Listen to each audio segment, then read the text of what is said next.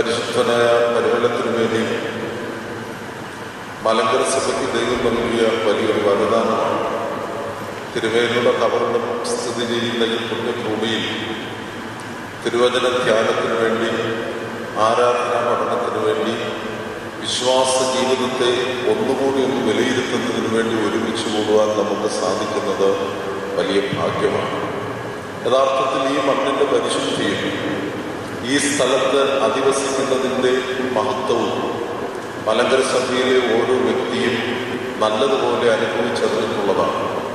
നമ്മെ ഈ പുണ്യസ്ഥലത്തേക്ക് വിളിച്ചു വേർതിരിച്ച് ഒരുമിച്ച് കൂട്ടിയവനായ സർവശക്തനായ ദൈവത്തിൻ്റെ സന്നിധിയിൽ നമ്മെ തന്നെ സമർപ്പിക്കാം.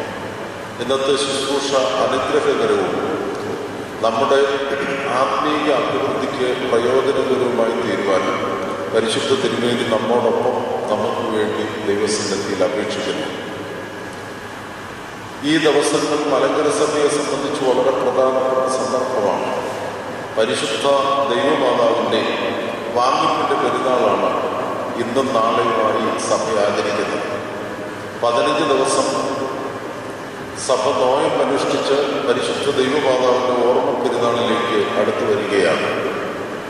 ശൂലോയ പെരുന്നാൾ മലങ്കര സഭയെ സംബന്ധിച്ച് ഏറ്റവും, പൗരസ്ത്യ സഭയെ സംബന്ധിച്ച് ഏറ്റവും അനുഗ്രഹപ്രദമായി സഭ ആചരിക്കുന്ന മാതാവിൻ്റെ ഓർമ്മ പെരുന്നാളാണ്. പൗരസ്ത്യ സഭയുടെ ആരാധനാ പാരമ്പര്യങ്ങൾ പഠിക്കുകയാണെങ്കിൽ അറിയാം, ഒരാരാധനാ വർഷത്തിൽ ദൈവമാതാവിനെ കുറിച്ചുള്ള പെരുന്നാളുകൾ അനവധിയാണ്.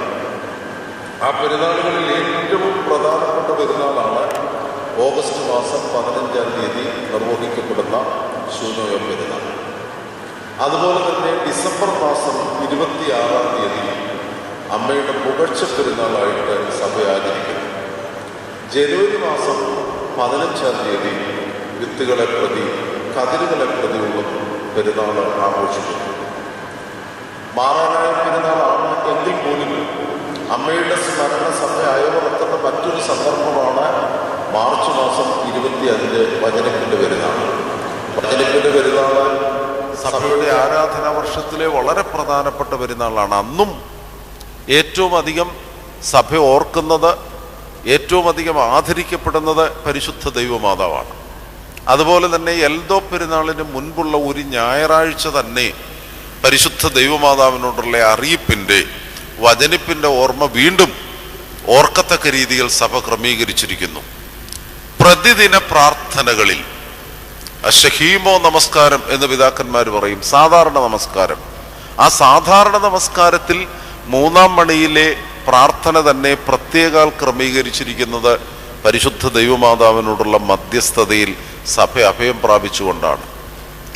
ഇത്രമാത്രം ആണ്ടടക്കമുള്ള ആരാധനാ ക്രമീകരണത്തിലും പ്രതിദിന ആരാധനാ ക്രമീകരണത്തിലും അതുപോലെ തന്നെ പ്രതിവാര ഒരാഴ്ച മട്ടത്തിലെ ആരാധനാ ക്രമീകരണത്തിൽ ബുധനാഴ്ച പ്രാർത്ഥനകൾ വളരെയധികം കേന്ദ്രീകരിച്ചിരിക്കുന്നത് പരിശുദ്ധ ദൈവമാതാവിനോടുള്ള മധ്യസ്ഥതയിലാണ്. എന്താണ് ഇത്രമാത്രം പ്രാധാന്യം, ഇത്രമാത്രം ആദരവ് പരിശുദ്ധ സഭ ദൈവമാതാവിന് നൽകുന്നത്? പ്രത്യേകിച്ച് ശൂനോയ പെരുന്നാളിൻ്റെ ഈ ദിവസങ്ങൾ, ഇന്ന് സന്ധ്യയും നാളെ പ്രഭാതവുമായി നിർവഹിക്കപ്പെടുന്ന ദൈവമാതാവിൻ്റെ വാങ്ങിപ്പിൻ്റെ പെരുന്നാളിൻ്റെയും അർത്ഥതലം എന്താണ്? പരിശുദ്ധ സഭ ആദരപൂർവം അമ്മയെ സ്വീകരിക്കുന്ന, അമ്മയുടെ മധ്യസ്ഥതയിൽ അഭയം പ്രാപിക്കുന്നതിൻ്റെ അർത്ഥം എന്താണ്? ഇന്നത്തെ നമ്മുടെ പ്രധാന ചിന്താവിഷയം ഈ തരത്തിൽ നമുക്ക് കേന്ദ്രീകരിക്കാം.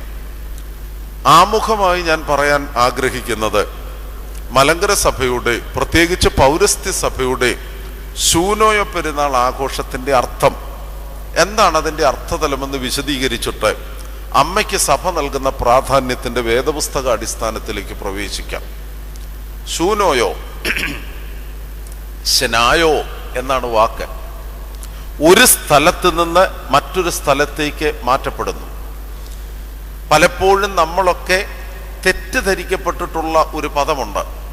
പരിശുദ്ധ ദൈവമാതാവ് സ്വർഗാരോഹണം ചെയ്തു, മാതാവിൻ്റെ സ്വർഗാരോഹണ പെരുന്നാൾ. ചില ആളുകൾ അല്പം കുറച്ചുകൊണ്ട് മാതാവിൻ്റെ സ്വർഗാരോപണ പെരുന്നാൾ എന്ന് വിശദീകരിക്കും. ഒരു കാര്യം ആദ്യമേ ഓർമ്മിപ്പിക്കട്ടെ, മാതാവ് സ്വർഗാരോഹണം ചെയ്തില്ല. സ്വർഗാരോഹണം ചെയ്തത് പുതിയ നിയമ ചരിത്രത്തിൽ കർത്താവ് യേശുമശിഹ മാത്രം. സ്വർഗാരോഹണ പെരുന്നാളും യേശുമശിഹായുടെ പെരുന്നാളാണ്. കർത്താവിൻ്റെ സ്വർഗാരോഹണ പെരുന്നാളാണ് സഭയ്ക്ക് സ്വർഗാരോഹണ പെരുന്നാൾ. അതുകൊണ്ടാണ് ഷൂലോക്കോ ഷിലേക്ക് എന്ന പദം സ്വർഗത്തിലേക്ക് കയറി. യേശു ക്രിസ്തു മരിച്ച് അടക്കം ചെയ്യപ്പെട്ടു, പുനരുത്ഥാനം ചെയ്ത് കർത്താവ് യേശുമശിഹ സ്വർഗത്തിലേക്ക് കയറി, സ്വയമേവ സ്വർഗത്തിലേക്ക് കയറി. അതുകൊണ്ടാണ് ആ പെരുന്നാളിനെ ഷൂലോക്കോ പെരുന്നാൾ എന്ന് പിതാക്കന്മാർ പറയുന്നത്. The feast of ascension. The feast of ascension. എന്താ ഫീസ്റ്റ് ഓഫ് അസെൻഷൻ എന്ന് പറഞ്ഞാൽ? സ്വർഗത്തിലേക്ക് കയറിയ, സ്വർഗാരോഹണം നിർവഹിക്കപ്പെട്ട പെരുന്നാൾ. ആ പെരുന്നാൾ യേശു ക്രിസ്തുവിൽ മാത്രമാണ് സഭ ദർശിക്കുന്നത്. പഴയ നിയമ ചരിത്രത്തിൽ ഹാനോക്ക് എടുക്കപ്പെട്ടു, ഏലിയാവ് എടുക്കപ്പെട്ടു എന്ന് പറയുന്നത് പഴയ നിയമ ചരിത്രം. എന്നാൽ പുതിയ നിയമ അർത്ഥതലത്തിൽ ഷൂലോക്കോ സ്വർഗാരോഹണ പെരുന്നാൾ കർത്താവ് യേശുമശിഹായുടെ മാത്രം പെരുന്നാളായിട്ടാണ് സഭ ദർശിക്കുന്നത്. എന്നാൽ എന്താണ് ഷൂനോയോ പെരുന്നാൾ? എപ്പോഴും ഓർക്കുക, മാതാവിൻ്റെ വാങ്ങിപ്പ് ഷൂലോക്കോ പെരുന്നാളല്ല, അത് വാങ്ങിപ്പിൻ്റെ പെരുന്നാളാണ്. ഒരു സ്ഥലത്ത് നിന്ന് മറ്റൊരു സ്ഥലത്തേക്ക് മാറ്റപ്പെട്ടതിൻ്റെ പെരുന്നാള്. ഇംഗ്ലീഷിൽ ഈ പദപ്രയോഗം നല്ല വിശദീകരണം തരുന്നുണ്ട്. ഒന്ന് അസെൻഷൻ ആണെങ്കിൽ രണ്ടാമത്തത് അസംഷനാണ്. What you mean by ascension? അതൊരു ആക്റ്റീവ് വെർബാണ്. സ്വയമേവ കയറുന്നു, അതാണ് അസെൻഷൻ. അതേസമയം അസംഷൻ എടുക്കപ്പെടുന്നു, മറ്റൊരാളാൽ എടുക്കപ്പെടുന്നു. അതൊരു പാസീവ് വേർഡാണ്. പരിശുദ്ധ ദൈവമാതാവിൻ്റെത് ദ ഫീസ്റ്റ് ഓഫ് അസംഷൻ ആണ്. പരിശുദ്ധ ദൈവമാതാവിനെ സ്വർഗത്തിലേക്ക് എടുക്കപ്പെട്ടു. അതുകൊണ്ടാണ് ഈ പെരുന്നാള് വാങ്ങിപ്പിന്റെ പെരുന്നാള്. ഞാൻ ഒന്നുകൂടെ വിശദീകരിക്കാം, അപ്പൊ നിങ്ങൾക്ക് കുറെ കൂടെ മനസ്സിലാകും. പരിശുദ്ധ ദൈവമാതാവ് മരിച്ചു. പരിശുദ്ധ ദൈവമാതാവ് മരിച്ചു. എഫേസോസിലെ സഭ ഒരുമിച്ച് ചേർന്ന് പരിശുദ്ധനായ യോഹന്നാൻ അപ്പോസ്തലന്റെ പ്രധാന കാർമ്മികത്വത്തിലും ജീവനോടിരിക്കുന്നവരും വാങ്ങിപ്പോയവരുമായ അപ്പോസ്തലന്മാർ ഒരുമിച്ച് ചേർന്നും ഏറ്റവും മനോഹരമായി ആദരപൂർവം അമ്മയുടെ ശരീരം സംസ്കരിച്ചു. അവിടം വരെ ശ്രദ്ധിച്ചോണം. അമ്മ മരിച്ചു, അമ്മയുടെ ശരീരം സംസ്കരിച്ചു. ഭാരതത്തിൽ നിന്ന് തോമാശ്ലീഹായും ലോകത്തിന്റെ വിവിധ ഭാഗങ്ങളിൽ നിന്ന് അപ്പോസ്തലന്മാരും മേഘങ്ങളിൽ എടുക്കപ്പെട്ടു. അതാണ് ഇന്നത്തെ പെരുന്നാളിന്റെ സന്ധ്യാ നമസ്കാരത്തിൽ വളരെ പുരാതനമായ സഭയുടെ പാരമ്പര്യം ആളുകളെ പഠിപ്പിക്കുന്നതിന് വേണ്ടി പ്രമിയോനിലൂടെ ഭംഗിയായി സഭ പഠിപ്പിക്കുന്നത്. മാതാവ് മരിച്ചു. മാതാവിന്റെ സംസ്കാരത്തിന്റെ പ്രധാന കാർമ്മികൻ യോഹന്നാൻ അപ്പോസ്തലനാണ്. സകല അപ്പോസ്തലന്മാരും ഒരുമിച്ച് കൂടി. എന്നാൽ കർത്താവ് ആരിൽ നിന്ന് ശരീരമെടുത്തോ ആ മറിയാമിന്റെ ശരീരം ദ്രവിച്ചു പോകാതിരിക്കുന്നതിന് വേണ്ടി ഈ ശരീരത്തെ പുത്രൻ തമ്പുരാൻ സ്വർഗത്തിലേക്ക് എടുത്തു. അതാണ് ഈ പെരുന്നാള്. അതുകൊണ്ടാണ് this is the feast of assumption, not the feast of ascension. മാതാവ് സ്വയമേവ സ്വർഗത്തിലേക്ക് കയറിയിട്ടില്ല. അങ്ങനെ പൗരസ്ത്യ സഭ പഠിപ്പിക്കുന്നില്ല. മാതാവ് മരിച്ചു. യോഹന്നാൻ അപ്പോസ്തലന്റെ പ്രധാന കാർമ്മികത്വത്തിൽ എല്ലാ അപ്പോസ്തലന്മാരുടെയും സാന്നിധ്യത്തിൽ അമ്മയെ സംസ്കരിച്ചു. എന്നാൽ അമ്മയുടെ മൃതദേഹം സ്വർഗത്തിലേക്ക് എടുക്കപ്പെട്ടു. ആ മനോഹരമായ പെരുന്നാളാണ് ഷൂനോയോ പെരുന്നാൾ, അമ്മയുടെ വാങ്ങിപ്പിന്റെ പെരുന്നാൾ. അനുഗ്രഹിക്കപ്പെട്ട ദൈവമക്കളെ, മലങ്കര സഭയുടെ പാരമ്പര്യത്തിൽ, പൗരസ്ത്യ സഭയുടെ പാരമ്പര്യത്തിൽ അമ്മയുടെ ഓർമ്മ അനുഷ്ഠിക്കുന്ന ഏറ്റവും പ്രധാനപ്പെട്ട പെരുന്നാളാണിത്. ആ കൂട്ടത്തിൽ ഒരു അനുബന്ധം എന്ന നിലയിൽ ഞാൻ പറയുന്നത് നിങ്ങൾ ശ്രദ്ധിക്കുക. പൗരസ്ത്യ സുറിയാനി സഭയുടെ പാരമ്പര്യത്തിൽ അമ്മയുടെ ജനന പെരുന്നാളും ആചരിക്കുന്ന പാരമ്പര്യം നമുക്കുണ്ട്. ഇന്ന് പല വ്യത്യസ്തങ്ങളായ അഭിപ്രായങ്ങൾ, ഏതോ ഒന്ന് രണ്ട് പള്ളികളൊക്കെ കേന്ദ്രീകരിച്ചാണ് അമ്മയുടെ ജനന പെരുന്നാൾ ആഘോഷിക്കുന്നതെന്നൊക്കെ നമ്മൾ പറയുന്നുണ്ട്. എന്നാൽ ആരാധനാ ചരിത്രം പഠിച്ചാൽ സുറിയാനിക്കാർ ഉപയോഗിക്കുന്ന പെങ്കീസ നമസ്കാരത്തിൽ നൂറ്റാണ്ടുകളുടെ പഴക്കമുണ്ട്. സെപ്റ്റംബർ മാസം 8-ാം തീയതി അമ്മയുടെ ജനന പെരുന്നാൾ ആഘോഷിക്കുന്നത്. ഞാനത് ചേർത്ത് പറഞ്ഞത് അത് മലങ്കര പാരമ്പര്യമല്ല എന്ന് പറയുന്നതിൽ അല്പ വ്യത്യാസമുണ്ട് എന്ന് ഈ പ്രസംഗം ശ്രദ്ധിക്കുന്നവർ അല്ലെങ്കിൽ ഈ ക്ലാസ് ശ്രദ്ധിക്കുന്നവരൊന്ന് മനസ്സിലാക്കണം.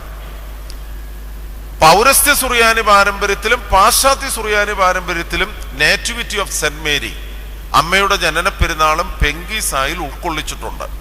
2 ജനന പെരുന്നാളുകളെ സഭ ആചരിക്കുന്നുള്ളൂ, കർത്താവ് യേശു മിശിഹായുടേത് കൂടാതെ. യേശുക്രിസ്തുവിന്റെ ജനന പെരുന്നാളാണ് സഭ പ്രാധാന്യത്തോടെ ആചരിക്കുന്ന ജനന പെരുന്നാളിൽ പ്രധാനപ്പെട്ടത്. എന്നാൽ അതുകൂടാതെ 2 ജനന പെരുന്നാൾ സഭ ആചരിക്കുന്നത്, ഒന്ന് ദൈവമാതാവിന്റെ ജനന പെരുന്നാളും രണ്ടാമത്തേത് പരിശുദ്ധ യോഹന്നാൻ മബ്ദാനായുടെ ജനന പെരുന്നാളും. വീണ്ടും വിഷയത്തിലേക്ക് കടന്നു വരിക. ശൂനോയ പെരുന്നാള് സഭ പരിശുദ്ധ ദൈവമാതാവിനെ ആദരിക്കുന്ന, അമ്മയുടെ ഓർമ്മ ദിവസം ആചരിക്കുന്ന ഏറ്റവും പ്രധാനപ്പെട്ട പെരുന്നാള് അമ്മയുടെ വാങ്ങിപ്പിന്റെ പെരുന്നാള്.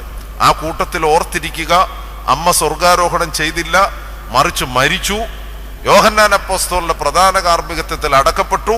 അമ്മയുടെ ശരീരം പുത്രൻ തമ്പുരാൻ സ്വർഗത്തിലേക്ക് എടുക്കപ്പെട്ടു.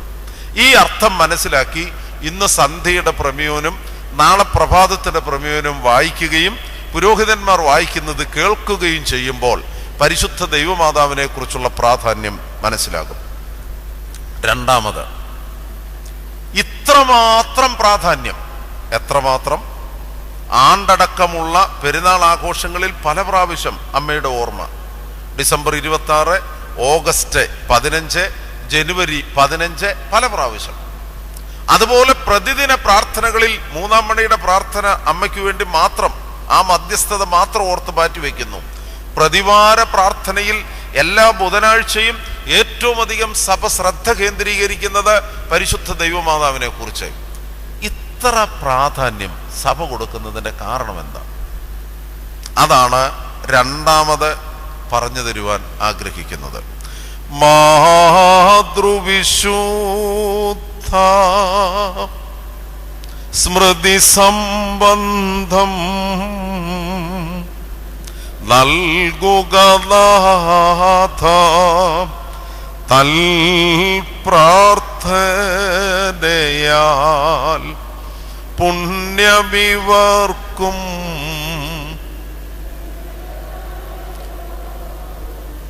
നല്ല ഓർത്തഡോക്സുകാരനാണെന്ന് അറിയണമെങ്കിൽ സത്യത്തിൽ നമ്മുടെ ശീമാ നമസ്കാരവും വിശുദ്ധ കുർബാനക്രമവും നമ്മുടെ പ്രതിദിന പ്രാർത്ഥനകളും ഒക്കെ എടുത്താൽ നമ്മുടെ പിതാക്കന്മാർ അമ്മയെ കുറിച്ച് എത്രമാത്രം ആദരവോടെയാണ് വീക്ഷിച്ചത്. അതുകൊണ്ടാണ് പ്രധാനപ്പെട്ട ആരാധനാഗീതങ്ങളിലെല്ലാം അമ്മയുടെ അപേക്ഷയാണ് നിറഞ്ഞു നിൽക്കുന്നത്. എന്താണ് ഇതിൻ്റെ അടിസ്ഥാനം? ഒരു വാക്യം നിങ്ങളുടെ ശ്രദ്ധയിൽ കൊണ്ടുവരുന്നു, അതോടൊരുമിച്ച് മറ്റു വാക്യങ്ങൾ ഞാൻ നിങ്ങളെ പരിചയപ്പെടുത്താം.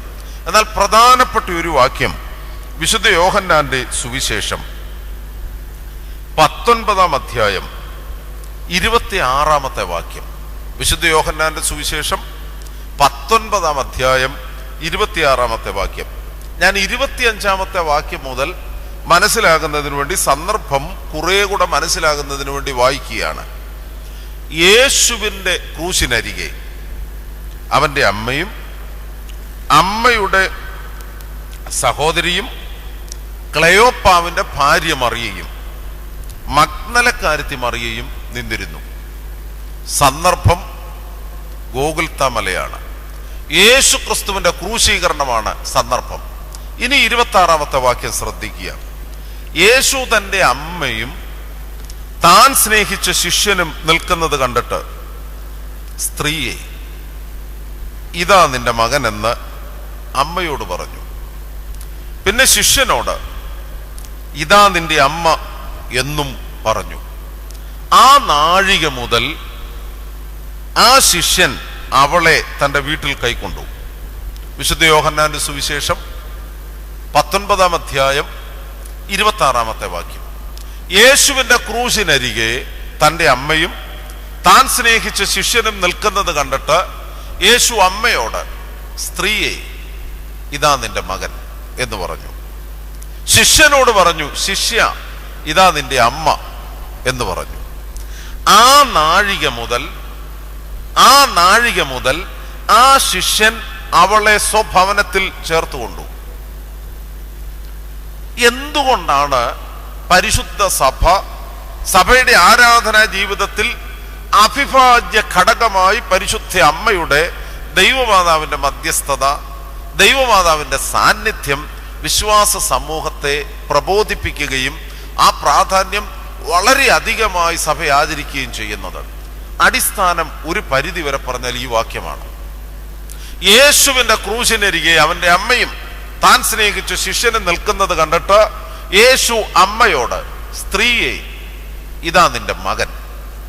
ശിഷ്യനോട്, ശിഷ്യ ഇതാ നിന്റെ അമ്മ.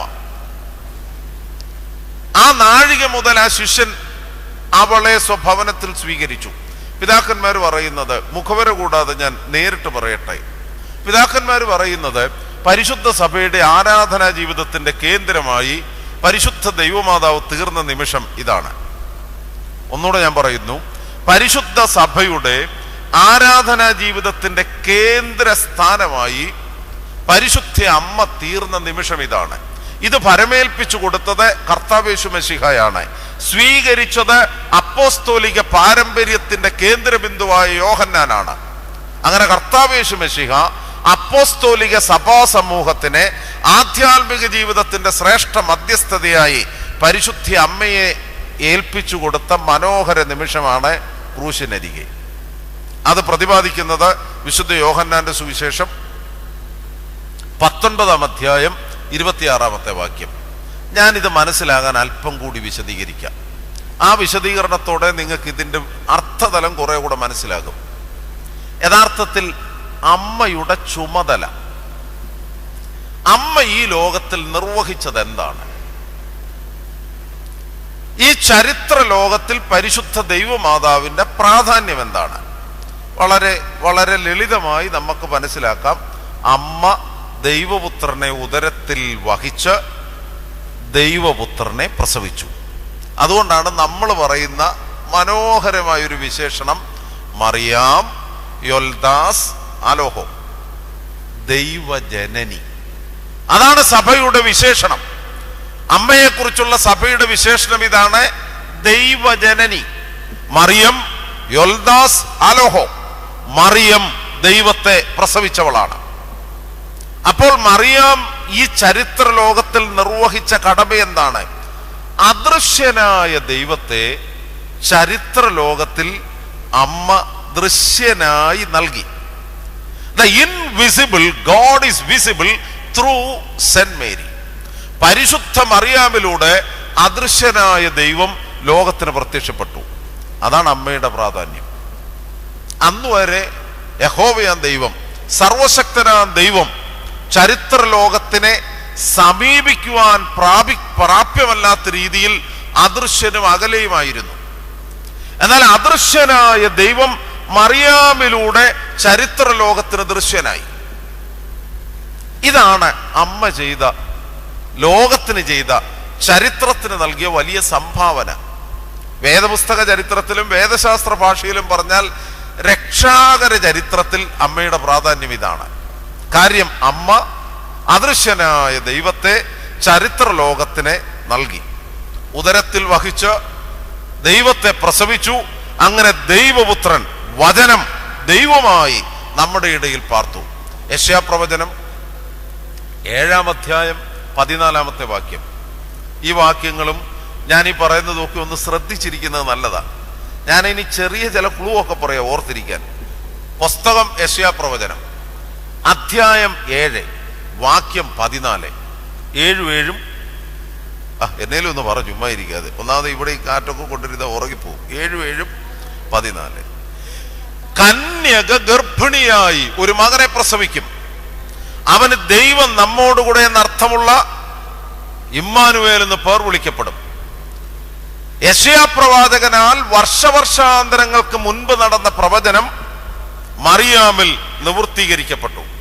അതുകൊണ്ടാണ് മറിയാം ചരിത്ര ലോകത്തിന് നൽകിയ, രക്ഷാകര പദ്ധതിക്ക് നൽകിയ ശ്രേഷ്ഠമായ സംഭാവന. മറിയാം ദൈവത്തെ പ്രസവിച്ചു. ഉൽപ്പത്തി പുസ്തകം 3-ാം അധ്യായം 15-ാം വാക്യം. ആ വാക്യവും ശരിക്ക് പഠിച്ചിരിക്കേണ്ട ഒരു വാക്യമാണ്. ഉൽപ്പത്തി പുസ്തകം 3-ാം അധ്യായം 15-ാം വാക്യം. ഞാൻ നിനക്കും സ്ത്രീക്കും നിന്റെ സന്തതിക്കും അവളുടെ സന്തതിക്കും തമ്മിൽ ശത്രുത്വം ഉണ്ടാക്കും. ഞാൻ നിനക്കും, യഹോവയാം ദൈവം പറുദീസയിൽ നിന്ന് പുറത്താക്കപ്പെട്ട മനുഷ്യനോടും മനുഷ്യന് പറുദീസ നഷ്ടപ്പെടുവാൻ കാരണമായി തീർന്ന പിശാചിനോടും പറയുന്ന വാക്കുകളാണിത്. യഹോവയാം ദൈവം പറുദീസയിൽ നിന്ന് പുറത്താക്കപ്പെട്ട മനുഷ്യരോടും, ആദാമിനോടും ഹവ്വയോടും, മനുഷ്യൻ പറുദീസയിൽ നിന്ന് പുറത്താകുവാൻ കാരണക്കാരനായ പിശാചിനോടും പഴയ പാമ്പിനോടും പറയുന്ന വാക്കാണ് ഞാൻ നിനക്കും. നിനക്കും എന്ന് പറയുന്നത് ആരോടാ? പാമ്പിനോടാ, സാത്താനോടാണ്. ഞാൻ നിനക്കും സ്ത്രീക്കും നിന്റെ സന്തതിക്കും സ്ത്രീയുടെ സന്തതിക്കും മധ്യേ ശത്രുത്വം ഉളവാക്കും. സത്യത്തിൽ പിശാചും ദൈവമാതാവും തമ്മിലുള്ള ശത്രുത്വം എന്ന് തുടങ്ങിയതാ? പറുദീസ നഷ്ടപ്പെട്ട നിമിഷം മുതൽ തുടങ്ങിയതാ. സർവശക്തനായ യഹോവ അരുളി ചെയ്തു, ഞാൻ നിനക്കും, അല്ലയോ പിശാചേ നിനക്കും, സ്ത്രീക്കും നിന്റെ സന്തതിക്കും സ്ത്രീയുടെ സന്തതിക്കും മധ്യേ ശത്രുത്വം ഉണ്ടാക്കും. അടുത്ത വാക്യമാണ് ഏറ്റവും പ്രധാനപ്പെട്ടത്. സ്ത്രീയുടെ സന്തതി, ബാക്കി പറ, സർപ്പത്തിന്റെ തലയെ ചതയ്ക്കും. ഈ ശത്രുത്വത്തിന്റെ പരിഹാരം എന്താണ്? സ്ത്രീയുടെ സന്തതി സർപ്പത്തിന്റെ തലയെ ചതയ്ക്കും. സൃഷ്ടിയുടെ ആരംഭം മുതൽ പറുദീസ നഷ്ടപ്പെട്ട മനുഷ്യവർഗം നോക്കിപ്പാർത്തിരുന്ന ഒരു നിമിഷമാണ് ഈ സ്ത്രീയെ കുറിച്ച്, ഈ സ്ത്രീയുടെ സന്തതിയെ കുറിച്ച്.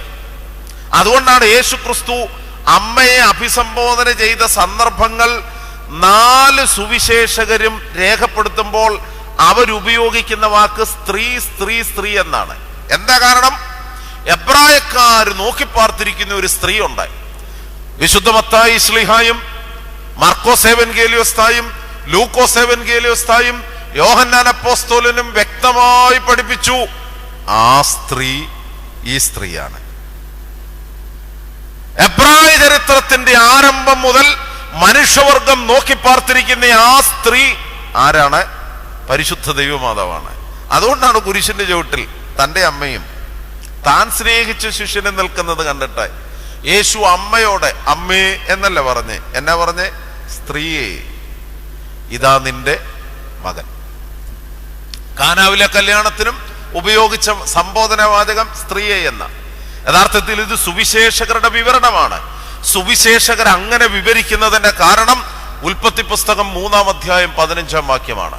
കാരണം സൃഷ്ടിയുടെ ആരംഭം മുതൽ രക്ഷാകര ചരിത്രത്തിൽ, വിമോചന ചരിത്രത്തിൽ നോക്കിപ്പാർത്തിരിക്കുന്നു അദൃശ്യനായ ദൈവത്തെ ചരിത്ര ലോകത്തിലേക്ക് കൊണ്ടുവരുവാൻ ഒരു സ്ത്രീ. എന്തിനു വേണ്ടി? സർപ്പത്തിന്റെ തലയെ ചതയ്ക്കുവാൻ. പിശാചിന്റെ ബന്ധനത്തിൽ നിന്ന് മനുഷ്യവർഗത്തെ മോചിപ്പിച്ചോ മരണത്തിൽ നിന്ന് ജീവനിലേക്ക് മനുഷ്യവർഗത്തെ നയിക്കുന്നതിനു വേണ്ടി ചരിത്രം നോക്കിപ്പാർത്തിരുന്ന സ്ത്രീയാണ് ആരെ? എന്നേലൊന്ന് പറയുന്നേ, പരിശുദ്ധ ദൈവമാതാവ്. ഈ പരമലപ്പള്ളിയിലെ പ്രസംഗത്തിന്റെ വലിയൊരു പ്രശ്നം ഇതാ. ഞാൻ പറയുന്നത് എനിക്ക് മാത്രം കേൾക്കാം, നിങ്ങൾക്കൊക്കെ കേൾക്കാവോ? എന്നാ എൻ്റെ കൂടെ ചൊല്ലിക്കേ. നിന്നാൾ സ്തുതിയോടു രാജമകൾ ഹാലേം ലൂയ ഹാലേം ലൂയ നിൻ വലമായി രാജഭാമിനിയും. സഭ എപ്പോഴും പരിശുദ്ധ അമ്മയുടെ മധ്യസ്ഥതയിൽ അഭയം പ്രാപിക്കും ചൊല്ലുന്നത് ഇതാ. വാക്യം ഏതാണെന്നറിയാവോ? വാക്യം ഏതാ? ഞാനിപ്പോ എത്ര വാക്യം പറഞ്ഞു? ആദ്യം പറഞ്ഞത് യോഹന്നാന്റെ സുവിശേഷം 19-ാം അധ്യായം 26-ാം വാക്യം. അതിനോട് ചേർന്ന് പറഞ്ഞ മറ്റൊരു വാക്യം യെശയ്യാ പ്രവചനം 7-ാം അധ്യായം 14-ാം വാക്യം. അതിനോട് ചേർത്ത് പറഞ്ഞ മറ്റു വാക്യം ഏതായിരുന്നു? ഉൽപ്പത്തി പുസ്തകം 3-ാം അധ്യായം 15-ാം വാക്യം. എന്നാൽ എബ്രായ ചരിത്രം മനുഷ്യന്റെ വീഴ്ച മുതൽ ഈ സ്ത്രീക്ക് വേണ്ടി നോക്കി പാർത്തിരുന്നു എന്നതിന് വളരെ വ്യക്തമായ മറ്റൊരു തെളിവാണ് 45-ാം സങ്കീർത്തനം. എത്രാം സങ്കീർത്തന? 45-ാം സങ്കീർത്തനം 9, 10, 11 വാക്യങ്ങൾ. ഇതാണ് ഇന്നും അമ്മയെക്കുറിച്ചുള്ള മധ്യസ്ഥതയിൽ സഭ നിത്യേന ഉപയോഗിക്കുന്നത്. 9-ാമത്തെ വാക്യം, നിന്റെ സ്ത്രീരത്നങ്ങളുടെ കൂട്ടത്തിൽ ആരുണ്ട്? രാജകുമാരികളുണ്ട്. 45-ാം സങ്കീർത്തനം എടുക്കാൻ വിഷമാണ്. ചിലപ്പോൾ ഇപ്പോഴത്തെ ഈ ഒട്ടിപ്പിടിച്ചിരിക്കുകയായിരിക്കും, നമ്മളത് വായിക്കാത്തതുകൊണ്ട് ചിലപ്പം എടുക്കാനും വിഷമായിരിക്കും. നിന്റെ സ്ത്രീരത്നങ്ങളുടെ കൂട്ടത്തിൽ രാജകുമാരികളുണ്ട്. അടുത്ത വാക്യം, നിന്റെ വലത്ത് ഭാഗത്ത് രാജ്ഞി ഓഫീർ തങ്കമണിഞ്ഞു നിൽക്കുന്നു. അല്ലയോ കുമാരി, കേൾക്കുക, നോക്കുക, ചെവി ചായ്ക്കുക, സ്വജനത്തെയും നിന്റെ പിതൃഭവനത്തെയും ഉപേക്ഷിക്കുക. ഇത് എബ്രായ പ്രവാചകന്മാരും എബ്രായ കവികളും എബ്രായ കൂട്ടത്തിലെ നീതിമാന്മാരായ വ്യക്തികളെല്ലാം നോക്കിപ്പാർത്തിരുന്നതാണ്. 45-ാം സങ്കീർത്തനം തുടങ്ങുന്നത് തന്നെ എന്റെ ഹൃദയം ശുഭവചനം കൊണ്ട് നിറഞ്ഞു കവിയുന്നു. ആരെക്കുറിച്ചുള്ള പ്രതീക്ഷയാണ്? വരുവാനുള്ള മശിഹായെ കുറിച്ചുള്ള പ്രതീക്ഷയാണ്. അതുകൊണ്ടാണ് ഈ രാജകീയ കീർത്തനത്തിന്റെ തുടക്കത്തിൽ കവി വിളിച്ചു പറയുകയാണ്, എന്റെ ഹൃദയം ശുഭവചനം കൊണ്ട് നിറഞ്ഞു കവിയുന്നു, എന്റെ കൃതി രാജാവിന് വേണ്ടിയുള്ളതാകുന്നു, എന്റെ നാവ് സമർത്ഥനായ ലേഖകന്റെ എഴുത്തുകോൽ പോലെയാകുന്നു. അത്ര മനോഹരമായി എബ്രായ പ്രതീക്ഷ, മശിഹായെ കുറിച്ചുള്ള പ്രതീക്ഷ ലേഖകൻ കവി വിവരിക്കുകയാണ്. 9-ാമത്തെ വാക്യം മുതൽ അഭിഷിക്തനായ മശിഹായെ കുറിച്ച് പ്രതിപാദിക്കുന്നു. 9-ാമത്തെ വാക്യത്തിൽ പറയുന്നു, നിന്റെ വലതുവശത്ത് രാജ്ഞി ഓഫീർ തങ്കം അണിഞ്ഞു നിൽക്കുന്നു. അല്ലയോ കുമാരി, കേൾക്കുക, നോക്കുക, ചെവി ചായ്ക്കുക, സ്വജനത്തെയും പിതൃഭവനത്തെയും ഉപേക്ഷിക്കുക. കാരണം അവൻ നിന്റെ രാജാവാണ്. യഥാർത്ഥത്തിൽ പരിശുദ്ധ സഭ ദൈവമാതാവിനെ കുറിച്ച് ഓർക്കുമ്പോഴും സഭയെ കുറിച്ച് പഠിപ്പിക്കുമ്പോഴും ഈ വാക്യം തന്നെയാണ് ഉപയോഗിക്കുന്നത്. ഞാൻ നിങ്ങളോട് പറഞ്ഞു, രക്ഷാകര ചരിത്രത്തിലെ അമ്മയുടെ പ്രാധാന്യം, അല്ലെ ചരിത്രത്തിന് അമ്മ നൽകിയ സംഭാവന, അതെന്നതാണ്? അദൃശ്യനായ ദൈവത്തെ അമ്മ ചരിത്രലോകത്തിനെ ദൃശ്യമാക്കി. യഥാർത്ഥത്തിൽ ഈ ചുമതല തന്നെയാണ് ആര് നിർവഹിക്കുന്നത്? സഭയും നിർവഹിക്കുന്നത്. അതുകൊണ്ടാണ് ഈ അമ്മയും സഭയും തമ്മിലുള്ള ബന്ധം പരസ്പര പൂരകങ്ങളാണ്. വേദശാസ്ത്രജ്ഞന്മാർ പറയുന്നത് രണ്ടുപേരുടെയും കടമ ഒന്ന് തന്നെയാണ്. സുറിയാനിക്കാരുടെ വേദശാസ്ത്രം പറയുന്നത് ഇച്ചിരൂടെ ഭംഗിയായിട്ടാണ്. അമ്മ നിർവഹിച്ച കടമ ചരിത്ര ലോകത്തിലേക്ക്, വർത്തമാന കാലഘട്ടത്തിലേക്ക് സഭ ഇങ്ങനെ പ്രസരിപ്പിച്ചുകൊണ്ടിരിക്കുകയാണ്. The function of St. Mary is extended to the present time through the church. സഭയിലൂടെ അമ്മയാൽ നിർവഹിക്കപ്പെട്ട കടമ, അമ്മയാൽ നിർവഹിക്കപ്പെട്ട രക്ഷാകര ചരിത്രത്തിന്റെ സംഭാവന ചരിത്ര ലോകത്തിലേക്ക് സന്നിധിപ്പിക്കുകയാണ് പരിശുദ്ധ സഭ. മനസ്സിലായില്ല? ഒന്നുകൂടെ പറയാം. അമ്മ അദൃശ്യനായ ദൈവത്തെ ചരിത്ര ലോകത്തിൽ ദൃശ്യനാക്കി കൊടുത്തു. സഭയും ചെയ്യുന്നതന്നെ. സഭ ക്രിസ്തുവിന്റെ മണവാട്ടിയാണ്. സഭ ക്രിസ്തുവിന്റെ ശരീരമാണ്. ക്രിസ്തുവിന്റെ ശരീരമായ സഭ ഈ ചരിത്ര ലോകത്തിൽ അദൃശ്യനായ ദൈവത്തെ വെളിപ്പെടുത്തുന്നു. അപ്പൊ അമ്മയുടെ ചുമതലയും സഭയുടെ ചുമതലയും ഒന്നാണ്. അതുകൊണ്ടാണ് അമ്മയെ ഓർക്കുമ്പം സഭയെക്കുറിച്ച് പഠിപ്പിക്കാനും പിതാക്കന്മാർ അതേ വാക്യം തന്നെ ഉപയോഗിക്കുന്നു. അമ്മയാൽ നിർവഹിക്കപ്പെട്ട, അമ്മയാൽ സമാരംഭിക്കപ്പെട്ട രക്ഷാകര ചരിത്രത്തിന്റെ കടമ പരിശുദ്ധ സഭ ഏറ്റെടുത്ത് ചരിത്രലോകത്തിലേക്ക് ഇന്നും വ്യക്തമാക്കുകയാണ്. അതിന്റെ നിമിഷമാണ് ക്രൂശിന്റെ ചുവട്ടിൽ നടന്നത്. യേശു ശിഷ്യനായ യോഹന്നാനോട് പറഞ്ഞു. എന്തു പറഞ്ഞു? ശിഷ്യ, ഇതാ നിന്റെ പറവാക്കി, ഇതാ നിന്റെ അമ്മ. അമ്മയോട് പറഞ്ഞു, പുത്രൻ ഈ ക്രൂശിൽ നിനക്ക് നഷ്ടപ്പെടുന്നു. അതേസമയം പുത്രന്റെ സാന്നിധ്യം ഈ ചരിത്ര ലോകത്തിൽ അനുഭവിക്കുന്നത് ഈ അപ്പോസ്തലനായ യോഹന്നാനും യോഹന്നാൻ ഉൾപ്പെടുന്ന പരിശുദ്ധ സഭയാകുന്ന ക്രിസ്തുവിന്റെ മണവാട്ടിയും ശരീരവുമാകുന്ന സഭയിലൂടെയാണ്. അതുകൊണ്ടാണ് അമ്മയോട് പറഞ്ഞത്, സ്ത്രീയെ ചരിത്ര ലോകത്തിൽ എൻ്റെ സാന്നിധ്യം ഇനി വെളിപ്പെടുത്തുന്നത് ദൃശ്യസഭയിലൂടെയായിരിക്കും. അതുകൊണ്ട് അമ്മയോട് യേശുക്രിസ്തു പറഞ്ഞു, സ്ത്രീയെ ഇതാ നിന്റെ മകൻ. യോഹന്നാനോട് പറഞ്ഞു, ശിഷ്യ ഇതാ നിന്റെ അമ്മ. സഹോദരങ്ങളെ, അദൃശ്യനായ ദൈവത്തെ ചരിത്ര ലോകത്തിൽ ദൃശ്യമാക്കിയ പരിശുദ്ധ ദൈവമാതാവ് പുത്രന്റെ ക്രൂശ് മരണത്തിൽ മറ്റൊരു സത്യം കൂടെ ലോകത്തെ പഠിപ്പിച്ചു. ആ പുത്രൻ തമ്പുരാൻ ക്രൂശിൽ മരിച്ചുവെങ്കിലും, അവൻ പുനരുത്ഥാനം ചെയ്ത് സ്വർഗാരോഹണം ചെയ്തുവെങ്കിലും, അവൻ ഇന്നും നമ്മോടുകൂടെ ഉണ്ട്. എങ്ങനെ? തൻ്റെ ശരീരമാകുന്ന പരിശുദ്ധ സഭയിലൂടെ. ആ കൂട്ടത്തിൽ ഒരു കാര്യം കൂടി ഓർത്തു, അമ്മ ഇന്നും നമ്മോടുകൂടെ ഉണ്ട്. അമ്മ ഇന്നും നമ്മോടുകൂടെ ഉണ്ട്. എങ്ങനെയാണെന്നറിയാവോ? അപ്പോസ്തോലിക സഭ ആരാധന ജീവിതത്തിന്റെ മധ്യേ അപ്പോസ്തോലനായ യോഹന്നാൻ മുഖാന്തരം സഭയിലേക്ക് അമ്മയെ സ്വീകരിച്ചിരിക്കുന്നു. ഇതാണ് ഓർത്തഡോക്സ് സഭയുടെ വിശ്വാസം. ഇതാണ് ഓർത്തഡോക്സ് സഭ പരിശുദ്ധ ദൈവമാതാവിനെ ഇത്രമാത്രം ആദരവ് കൊടുക്കുന്നതിൻ്റെ അടിസ്ഥാനം. എത്ര ശക്തമായിട്ടാണ് നമ്മുടെ പിതാക്കന്മാർ ഈ നിമിഷങ്ങളെ മനസ്സിലാക്കുന്നത്. നിങ്ങൾക്കറിയാവോ, ഒരു കുഞ്ഞിനെ മാമോദീസ മുക്കുമ്പോൾ, പ്രത്യേകിച്ച് ഒരു പെൺകുട്ടിയെ മാമോദീസ മുക്കുമ്പോൾ, ആൺകൊച്ചിനെ മാമോദീസായും ആൺകുട്ടിയെയും പെൺകുട്ടിയെയും മാമോദീസ മുക്കുന്ന സമയത്ത് വലിയ വ്യത്യാസമൊന്നുമില്ല. 99% രണ്ടും ഒരുപോലെയാണ്. എന്നാൽ ഒരു വ്യത്യാസമുള്ളത്, പ്രധാനപ്പെട്ട വ്യത്യാസങ്ങളിൽ ഒന്ന് ആദ്യം ചൊല്ലുന്ന കുക്കുലിയോന്റെ വ്യത്യാസമാണ്. ആൺപൈതങ്ങളെ നാഥന് നൽകീൻ എന്നാണ് ആൺകൊച്ചുങ്ങളെ മാമോദീസ മുക്കുമ്പോൾ ചൊല്ലുന്ന കുക്കുലിയോൻ. എന്നാൽ പെൺകൊച്ചുങ്ങളെ മാമോദീസ മുക്കുമ്പോൾ ചൊല്ലുന്ന കുക്കുലിയോൻ ഏതാന്നോ? ഈ 45-ാം സങ്കീർത്തനം 9, 10, 11 വാക്യങ്ങൾ അത് തന്നെയാ. നിന്നു മഹിമയോടാ രാജകുമാരി, ഹാലേലൂയ, വലതുവശത്തായി രാജേശ്വരിയും, ഓഫീർ തങ്കത്തുകിലങ്കിയണിഞ്ഞോളേ, ഹാലേലൂയ, കേൾക്കുക നോക്കുക ചെവിചായിക്ക. കാരണം പരിശുദ്ധ ദൈവമാതാവിൽ സമാരംഭിച്ച് പരിശുദ്ധ സഭ ഇന്നും ചരിത്രത്തിൽ നിർവഹിക്കുന്ന രക്ഷാകര പദ്ധതിയുടെ പ്രധാനപ്പെട്ട കടമയാണ് അദൃശ്യനായ ദൈവത്തെ ചരിത്ര ലോകത്തിൽ വ്യക്തമാക്കി കൊടുക്കുന്നു.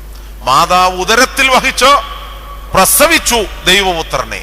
അതേസമയം പരിശുദ്ധ സഭ ഉള്ളിൽ വഹിച്ച് തൻ്റെ ശരീരമാകുന്ന സഭയിലൂടെ ഇന്നും ക്രിസ്തുവിനെ ലോകത്തിന് വ്യക്തമാക്കുന്നു, ലോകത്തിന് കാണിച്ചു കൊടുക്കുന്നു. അതുകൊണ്ടാണ് പ്രതിദിന പ്രാർത്ഥനയിലും പ്രതിവാര പ്രാർത്ഥനയിലും പ്രതിവർഷ പ്രാർത്ഥനകളിലും പരിശുദ്ധ സഭ ഏറ്റവും ആദരവോടെ, ഏറ്റവും ശ്രദ്ധയോടെ പരിശുദ്ധ ദൈവമാതാവിൻ്റെ മധ്യസ്ഥത സ്വീകരിക്കുകയും ആ മധ്യസ്ഥതയിൽ അഭയം പ്രാപിക്കുകയും ചെയ്യുന്നു. മൂന്നാമതെന്ന് പറയുമ്പം 2 കാര്യങ്ങൾ ഇപ്പോൾ പറഞ്ഞു കഴിഞ്ഞില്ലേ? ഏതൊക്കെയായിരുന്നു 2 കാര്യങ്ങൾ? ഒന്നാമത്, ശൂനോയോ പെരുന്നാൾ എന്താണ്? അതാണ് അച്ഛൻ പറഞ്ഞത്. രണ്ടാമത്, പരിശുദ്ധ ദൈവമാതാവിനെ സഭ നൽകുന്ന പ്രാധാന്യത്തിന്റെ അടിസ്ഥാനം എന്താണ്? മൂന്നാമത്, ദൈവമാതാവിന്റെ മധ്യസ്ഥത. സത്യത്തിൽ ഇതിന്റെ അർത്ഥം എന്താണ്? യോഹന്നാൻ അപ്പോസ്തലനോട് യേശു പറഞ്ഞു, ശിഷ്യ ഇതാ നിന്റെ അമ്മ. കന്യക മറിയാമിനോട് യേശു ക്രിസ്തു ക്രൂശിൽ കടന്നുകൊണ്ട് പറഞ്ഞു, സ്ത്രീയെ ഇതാ നിന്റെ മകൻ. ആ നിമിഷം മുതൽ ആ ശിഷ്യൻ അവളെ സ്വഭവനത്തിൽ സ്വീകരിച്ചു. അപ്പൊ ഇപ്പം മറിയാം എവിടെയുണ്ട്? യോഹന്നാന്റെ ഭവനത്തിലുണ്ട്. യോഹന്നാന്റെ ഭവനത്തിൽ അമ്മയുണ്ട്. ഇത് ഈ സംഭവത്തിന്റെ അടുത്ത ദൃശ്യമാണ്. യോഹന്നാന്റെ ഭവനത്തിൽ അമ്മയുണ്ട്. യോഹന്നാന്റെ ഭവനം യഥാർത്ഥത്തിൽ പ്രതിനിധീകരിക്കുന്നത് ക്രിസ്തുവിന്റെ ശരീരമാകുന്ന, ക്രിസ്തുവിന്റെ മണവാട്ടിയാകുന്ന പരിശുദ്ധ സഭയാണ്. അത് ഞാൻ ഓർമ്മിപ്പിച്ചു. മധ്യസ്ഥത, ഇതിൽ ഈ മധ്യസ്ഥത എന്ന് പറയുമ്പോൾ അതിന്റെ അർത്ഥതലം വലുതായി തെറ്റിദ്ധരിക്കപ്പെടുന്നു. ഈ ഇന്റർസെഷൻ എന്ന വാക്ക്, മധ്യസ്ഥത എന്ന വാക്ക് അപ്പോസ്തലനായ പൗലൂസ് പ്രതിപാദിക്കുമ്പോൾ അദ്ദേഹം യേശു ക്രിസ്തുവിന്റെ ഏക മധ്യസ്ഥതയെ കുറിച്ച് പറയും. എന്താണ് പറയുന്നത്? പിതാവിനും അല്ലെങ്കിൽ സർവശക്തനായ ദൈവത്തിനും മനുഷ്യർക്കുമിടയിൽ ഏക മധ്യസ്ഥൻ. സർവശക്തനായ ദൈവത്തിനും മനുഷ്യർക്കുമിടയിൽ ഏക മധ്യസ്ഥൻ. അതാരാണ്? യേശു ക്രിസ്തു.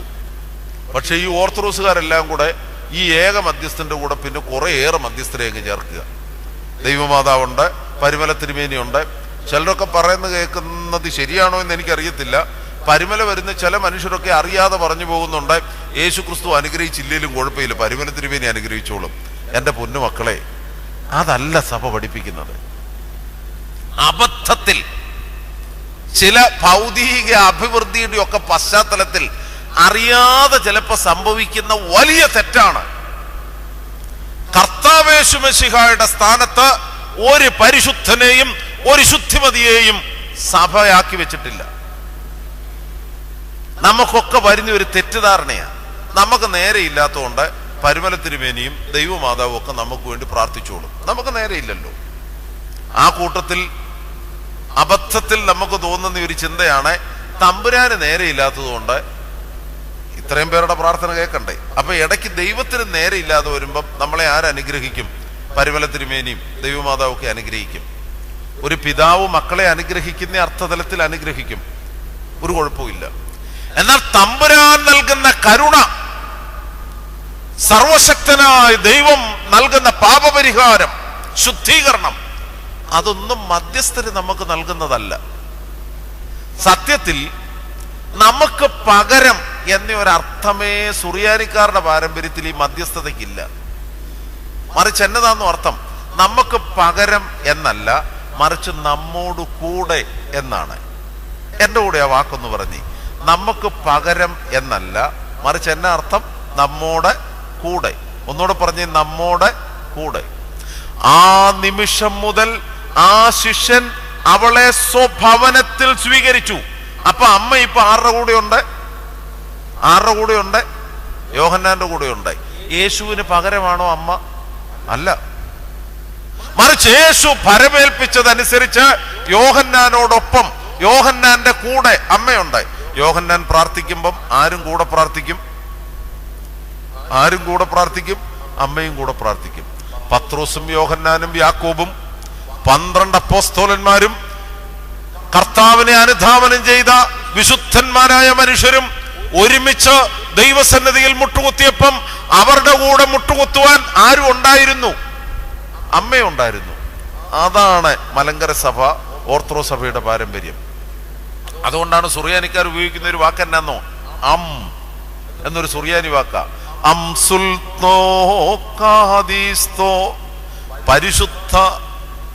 പരിശുദ്ധ മാതാവിനോടൊപ്പം, മാതാവിനോട് കൂടെ ഞങ്ങൾ നിന്നെ സ്തുതിക്കുന്നു. അതാണ് നമ്മളെ സംബന്ധിച്ച് മധ്യസ്ഥത. നമ്മളെ സംബന്ധിച്ച് മധ്യസ്ഥതയുടെ അർത്ഥം, ആദാമും ഹവ്വായും മുതൽ ഇന്നു വരെ വാങ്ങിപ്പോയ സർവരും സർവശക്തനായ ദൈവത്താൽ ശുദ്ധീകരിക്കപ്പെട്ട വീണ്ടെടുപ്പിന്റെ അനുഭവം പ്രാപിച്ച് എല്ലാവരും പ്രാർത്ഥനയിൽ നമ്മോടൊപ്പം ഉണ്ട്. ആ സഹവാസമാണ് ഓർത്തഡോക്സുകാരനെ സംബന്ധിച്ച് മധ്യസ്ഥത. ഇന്ന് ഇവിടെ വന്ന് പ്രാർത്ഥിക്കുമ്പം നമ്മളോടുകൂടെ ആരും പ്രാർത്ഥിക്കുന്നു? പരിമല തിരുമേനിയും പ്രാർത്ഥിക്കുന്നു. നിഷ്ഠയിൽ നിന്നെ പെറ്റ, ആ ചൊല്ലെന്റെ കൂടെ ബാക്കി, നിഷ്ഠയിൽ നിന്നെ പെറ്റ പാവന കന്യകയോടൊപ്പം നാഥാദേവ നൽകുക യോഗ്യത നിൻ സ്തുതി പാടാൻ. എത്രയോ അർത്ഥവത്താണ്. നിന്നെ പറ്റി അമ്മ ഞങ്ങൾക്ക് പകരം അപേക്ഷിക്കുന്നു ഒരു പിതാവും പഠിപ്പിച്ചില്ല. എല്ലാ പിതാക്കന്മാരും പഠിപ്പിച്ചത് മുന്നം നിന്നാഗമനം ചൊല്ലിയ നൽനിബിയരോടൊപ്പം. എത്രയോ വർഷങ്ങളായി അവരൊക്കെ മരിച്ചു പോയിട്ടെ. പക്ഷെ ഇന്നും നമ്മൾ പ്രാർത്ഥിക്കുന്നത് പഴയ നിയമത്തിലെ നിബിയന്മാരും പ്രവാചകന്മാരും പുതിയ നിയമസഭയുടെ അപ്പോസ്തലന്മാരും വിശുദ്ധന്മാരും സഹദന്മാരും എല്ലാവരും ഒരുമിച്ച് തിരുസന്നിധിയിൽ നിന്നെ സ്തുതിപ്പാൻ ഞങ്ങളെ യോഗ്യരാക്കണമേ. അതാണ് പരിശുദ്ധ സഭ പഠിപ്പിക്കുന്ന മധ്യസ്ഥത. പരുമലമോർ ഗ്രിഗോറിയോസ് ദീവന്നാസ്യോസ് ഇവരൊപ്പം നാഥാദേവ നൽകുക യോഗ്യത നിൻ സ്തുതി പാടാൻ. എത്ര മനോഹരം! വിശുദ്ധ യോഹന്നാന്റെ സുവിശേഷം 2-ാം അധ്യായം 4-ാം വാക്യം. അമ്മയുടെ മധ്യസ്ഥത പിതാക്കന്മാർ പഠിപ്പിക്കുമ്പം അവൻ ആവർത്തിച്ച് പറയുന്ന ഒരു വാക്കാണ്. യോഹന്നാന്റെ സുവിശേഷം 2-ാം അധ്യായം വാക്യം എത്രയാ? 4-ാം വാക്യം. യെശയ്യാ പ്രവചനം ഞാൻ പറഞ്ഞല്ലോ, 7-ാം അധ്യായം 14-ാം വാക്യം. അതുപോലെ ഇത് ഓർക്കാം. യോഹന്നാന്റെ സുവിശേഷം 2-ാം അധ്യായം വാക്യം എത്രയാ? 4-ാം വാക്യം. എന്നാ വാക്യം? ഇവർക്ക് വീഞ്ഞില്ല. അതാണ് അമ്മയുടെ മധ്യസ്ഥത. അമ്മയുടെ മധ്യസ്ഥതയ്ക്ക് പുരാതന പിതാക്കന്മാർ അധികം ഉപയോഗിച്ച വാക്യം ഇതാണ്. പക്ഷെ ആധുനിക പിതാക്കന്മാർക്ക് ഇപ്പൊ ഈ വാക്യം ഉപയോഗിക്കാൻ പേടിയാ. കാര്യം എന്നാ? മലയാളത്തിൽ വിവർത്തനം ചെയ്തപ്പോ ഇതിന്റെ അർത്ഥമേ മാറിപ്പോയി. ഇവർക്ക് വീഞ്ഞില്ല എന്ന് യേശു അമ്മയോട് പറഞ്ഞു. ഉടനെ യേശു തിരിഞ്ഞു പറഞ്ഞു. എന്നാ പറഞ്ഞു? സ്ത്രീയെ, എനിക്കും നിനക്കും തമ്മിൽ എന്ത്? നമുക്ക് വേണ്ടി അമ്മ പ്രാർത്ഥിക്കുമ്പം കർത്താവ് ഇങ്ങനെയാ പറയുന്നതെങ്കിൽ പിന്നെ അമ്മയ്ക്ക് പ്രാർത്ഥിക്കാൻ ഒക്കുവോ? ഒക്കത്തില്ല. എന്തൊരബദ്ധമാണെന്നോ ഈ വാക്യം ഇങ്ങനെ പഠിപ്പിക്കുന്നത്. മലയാളത്തിലെ വിവർത്തനങ്ങളിൽ പലതിനും വലിയ പ്രശ്നങ്ങളുണ്ട്. വെളിപ്പാട് പുസ്തകം 7-ാം അധ്യായം 8 മുതലുള്ള വാക്യങ്ങളിൽ സിംഹാസനത്തിന്റെ മുൻപാകെ ശുഭ്രവസ്ത്രധാരികൾ കയ്യിൽ കുരുത്തോല പിടിച്ചുകൊണ്ട് അനവരതം സിംഹാസനസ്ഥനായ ദൈവത്തെ സ്തുതിക്കുന്നു. ആ കൂട്ടത്തിൽ പറയുന്ന ഒരു വാക്കുണ്ട്, 24 മൂപ്പന്മാർ കയ്യിൽ ധൂപകലശവുമായി സിംഹാസനത്തിന്റെ മുൻഭാഗം അനവരതം അവനെ ആരാധിക്കുന്നു. യഥാർത്ഥത്തിൽ ഗ്രീക്കിൽ പ്രസ്ബിറ്ററോസ് എന്നും സുറിയാനിയിൽ കൊഹനോ എന്നുമാണ് പദം. സിംഹാസനത്തിന്റെ മുൻപാകെ 24 കഹനന്മാർ കയ്യിൽ ധൂപകുറ്റിയും പിടിച്ചുകൊണ്ട് സിംഹാസനത്തിന്റെ മുൻഭാഗം നിന്ന് ദൈവത്തെ ആരാധിക്കുക. പക്ഷെ മലയാളത്തിൽ വിവർത്തനം ചെയ്തു വന്നപ്പം ഗ്രീക്കിലെ പ്രസ്ബിറ്ററോസ് ഇംഗ്ലീഷിൽ എൽഡറായി, ഇംഗ്ലീഷിലെ എൽഡർ മലയാളത്തിൽ മൂപ്പനായി. മലയാളത്തിൽ ആരായി? മൂപ്പൻ. 24 മൂപ്പന്മാർ. ഇന്നത്തെ നമ്മളെ ആളുകളോട് മൂപ്പനാണ് അച്ഛൻ എന്ന് പറഞ്ഞാൽ സമ്മതിക്കുകയില്ല. കാര്യം മൂപ്പന്റെ കയ്യിൽ ഫ്ലാസ്ക്, അച്ഛന്റെ കയ്യിൽ ധൂപക്കുറ്റി. അതെന്നാ വ്യത്യാസം? മൂപ്പന്റെ കയ്യിൽ ഫ്ലാസ്ക് എന്ന അച്ഛൻ പറഞ്ഞതിന്റെ കാര്യം എന്നാ? നമ്മുടെ വലിയ പള്ളികളിലൊക്കെ മൂപ്പന്മാരുണ്ട്. അവരച്ഛന്മാർക്ക് ഒത്തിരി ശുശ്രൂഷ ചെയ്യുന്നവരാ, നല്ല മനുഷ്യരാ. വല്ലപ്പോഴും ഇച്ചിരി കട്ടൻ കാപ്പിയൊക്കെ അച്ഛന് വാങ്ങിച്ചുകൊണ്ട് തരുന്നത് ആരാ? മൂപ്പനാ. അതുകൊണ്ട് മൂപ്പന്റെ കയ്യിൽ എപ്പോഴും എന്നായിരിക്കും? ഫ്ലാസ്ക് ആയിരിക്കും. അച്ഛന്റെ കയ്യിലോ? എല്ലാം മിണ്ടാതിരിക്കുന്നത്. അച്ഛന്റെ കയ്യിലോ? ധൂപക്കുറ്റി. വെളിപ്പാട് പുസ്തകത്തിൽ 24 മൂപ്പന്മാർ ഫ്ലാസ്കും കൊണ്ട് നിന്നു എന്നല്ല, 24 മൂപ്പന്മാരുടെ കയ്യിൽ എന്നതാണ്? ധൂപകലശമാണ്. വിവർത്തനത്തിന്റെ ഗതികേട് വലുതാണ്. അതുപോലെ തന്നെയാണ് ഈ പദവും. സ്ത്രീയെ, എനിക്കും നിനക്കും തമ്മിൽ എന്ത്? യേശുവിനോട് അമ്മ പറഞ്ഞു ഇവർക്ക് വീഞ്ഞില്ല.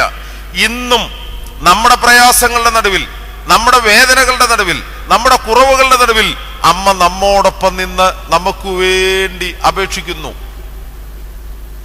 ആ സമയത്ത് കർത്താവ് പ്രതികരിക്കുക, സ്ത്രീയെ, എനിക്കും നിനക്കും തമ്മിൽ എന്ത് എന്ന മലയാള അർത്ഥത്തിൽ അല്ല. എന്താണോ ഇതിന്റെ അർത്ഥം? എന്താ ഇതിന്റെ അർത്ഥം? കേരളത്തിലെ ഫിനാൻസ് മിനിസ്റ്ററിന്റെ അരികെ ചെന്ന് നമ്മൾ 100 രൂപ ചോദിക്കുക. അല്ല, നേരെ തിരിച്ചാകട്ടോ. കേരളത്തിലെ ഫിനാൻസ് മിനിസ്റ്റർ നമ്മളോട് 100 രൂപ ചോദിക്കുക. നമ്മളോട് 100 രൂപ ചോദിക്കേണ്ട ആവശ്യമുണ്ടോ? അപ്പൊ നമ്മൾ അങ്ങേരോട്, കെ.എം. മാണി സാറിനോട് തിരിച്ചു പറയുക, എന്റെ പൊന്നു സാറേ, എന്നോട് ഈ 100 രൂപ ചോദിക്കാൻ ഞാൻ എന്തുള്ളൂ? എന്നാ ഇപ്പൊ അച്ഛൻ പറഞ്ഞ, എന്നോട് ഈ 100 രൂപ ചോദിക്കാൻ ഞാൻ എന്തുള്ളൂ?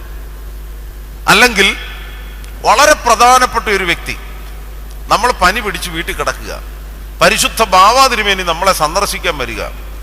ആ സമയത്ത് ബാവാതിരുമേനി നമ്മളെ സന്ദർശിക്കാൻ വരേണ്ട ഒരാവശ്യവും ഇല്ലായിരുന്നു എന്ന തരത്തിൽ നമ്മൾ ബാവായോട് പറയുന്ന ഒരു വാക്കാണ്, എൻ്റെ പൊന്നു തിരുമേനി, ഈ സാധാരണക്കാരനായി എന്നെ അവിടുന്ന് സന്ദർശിക്കത്തക്ക രീതിയിൽ ഞാൻ എന്തുള്ളൂ?